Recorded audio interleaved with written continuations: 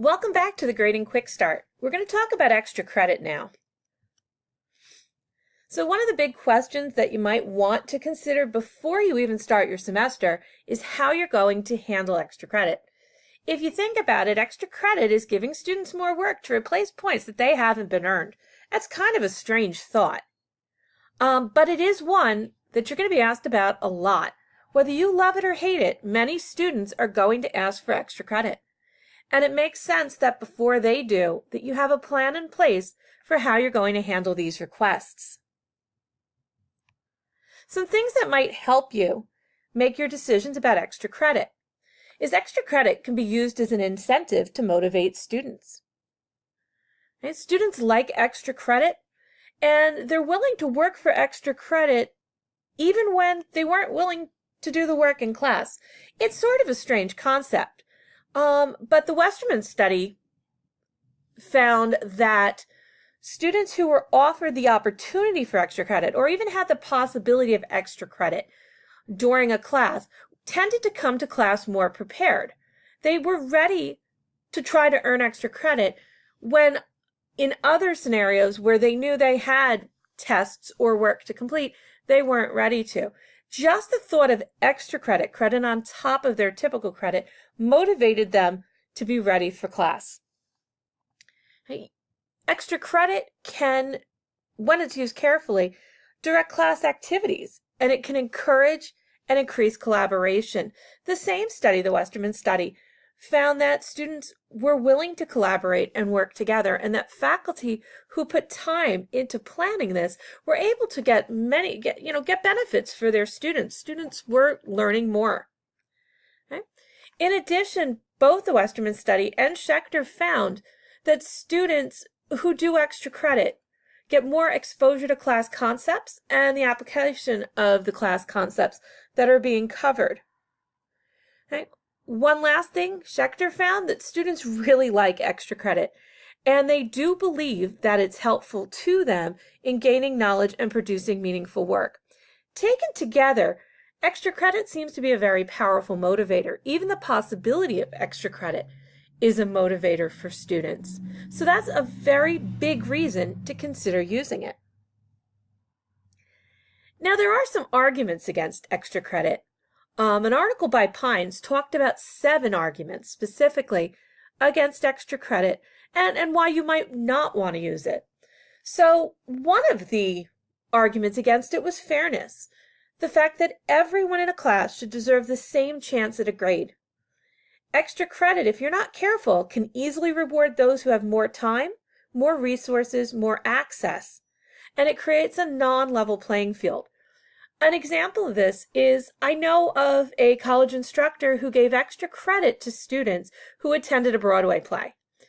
On the surface, that sounds great. It sounds like a wonderful thing for students to do, and everybody should see a Broadway play if they can. The problem is not all students can afford a Broadway ticket. Not all students were available or had the ability to get into New York City to see a play. They didn't have the access.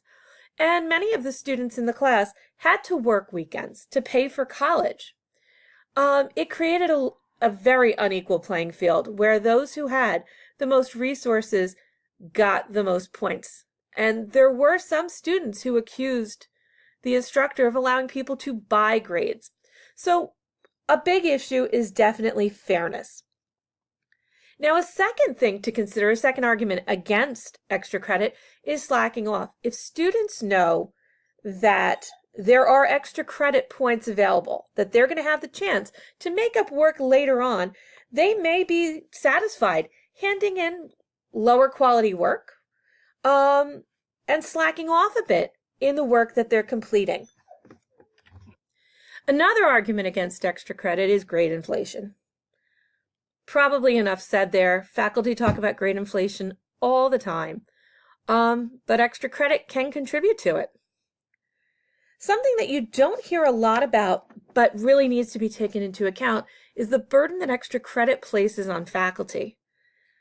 We're already very busy. We're teaching many classes. We have a lot of students, and there's a lot of competing demands on our time. The time that we have is probably better served Our students are better served if we spend that time working with them directly. Do you have the time and ability to grade the extra credit and return it back to students in a timely manner? It's something to think about. Probably one of the most important or strongest arguments against extra credit falls under the idea that grades are supposed to measure what a student knows. Tests and assignments, the things that are already in the class, the embedded work, should be there to measure what a student knows. And extra credit's not going to add to this. It's not going to give you any more knowledge about your students. It's not going to make them learn more. It's not going to change the quality of what they know. Everything that you need to measure should already be in the class. You shouldn't need to add extra measurements. Continuing with that same idea, the students who need or would benefit from extra credit and more work are usually ones that have already demonstrated that they can't or won't do quality and timely work. The students who need extra credit in order to help them learn are usually the ones that are least able to complete it. And finally, in that same idea, more quantity of work does not increase learning. Doing more of the same quality. So for instance, if you're doing C quality work because that is what you know, that is what you are able to do and what you have learned, doing more of C quality work isn't going to increase your learning at all. Right? More quantity of the same quality, again, like C work, shouldn't raise a grade. It should either keep the grade where it is or even possibly lower it. But this idea that I can just do more of the same type of thing really should not increase a grade. So, are you going to give extra credit? You might have decided against it. And if you have, that's fine. You do want to talk with your department and your colleagues and find out what other instructors are doing. Not because I want you to change your mind or because we want you to think of things differently, because it is your choice, but because it helps to know what your colleagues are doing and what students who are taking the same course might be experiencing. Now, if you've decided that you want to consider giving extra credit, here are some of the things that you probably should work through. So, number one, why are you giving extra credit? Is it because you want to inflate your students' grades? Probably not the best reason. But what is your rationale? What is it that you think extra credit is going to help within your class? How are you going to ensure that all students in the course have an equal ability to complete extra credit? How are you going to make sure that your extra credit work is accessible to everybody? How are you going to manage and grade that extra credit work? Remember that any assignment you give students should be given back to them in a timely manner with feedback. Otherwise, it's not really going to be meaningful. So how are you going to handle that extra assignment, especially if you're ensuring that everybody has the ability to complete it? How much is this extra credit going to impact the grade in the course? Is this a small fraction of the overall grade? Are you allowing people to change out an entire project? What is it that you're really, really hoping and planning on doing?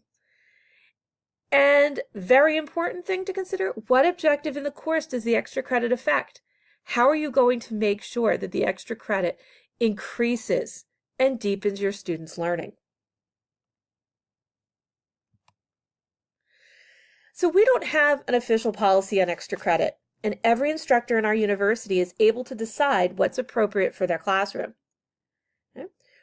We in the Teaching and Learning Center are not going to make any kind of blanket recommendations on extra credit because our university believes strongly that extra credit is the decision of the instructor. That said, it makes sense to think these things through carefully before you start your semester so you can address them clearly and uniformly, especially when students start to ask questions. We suggest that you consider what you want from your students by the end of the semester, as well as the arguments against extra credit as you plan how you're going to manage your grading. One thing I will say, though, is this. It might be better to avoid extra credit if you don't have a concrete plan for managing it, a sound reason for offering it, and a detailed guide for students to earn it. All right, we'll see you soon in the rest of the guide.